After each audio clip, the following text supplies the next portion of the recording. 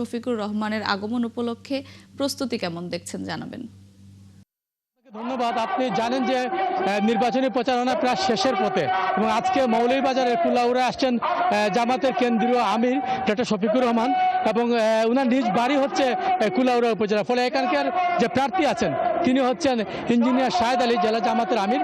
তিনি দাঁড়িয়েছেন, পাশাপাশি আরও দুজন প্রার্থী আছেন মৌলভীবাজার 1 আসনের মৌলানা আমিনুল ইসলাম এবং মৌলভীবাজার 3 আসনের এম এ মান্নান। ফলে তিনজন প্রার্থীকে উনি পরিচয় করিয়ে দিবেন এবং আপনি জানেন যে উনি হবিগঞ্জে এই মুহূর্তে উনি বক্তব্য রাখছেন এবং হবিগঞ্জের পর মৌলভীবাজার কুলাউড়ায় আসবেন। এবং আমি সকালে এখানে এসে দেখেছি যে প্রচুর সংখ্যক যারা সমর্থক আছেন এবং জামাতে ইসলামী এবং শিবিরের যেসব নেতাকর্মী আছেন, সাধারণ লোকজন আছেন, তারা উৎসাহ উদ্দীপনার মধ্যে দিয়ে তারা আসছেন।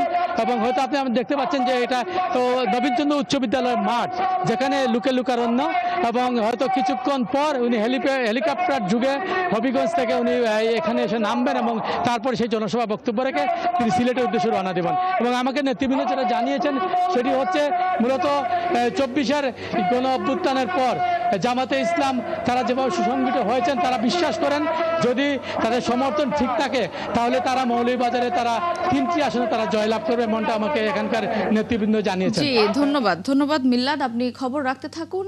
সেখানে জামায়াতের আমির পৌঁছলে নিশ্চয়ই আবারও আপনার সঙ্গে যুক্ত হব আমরা।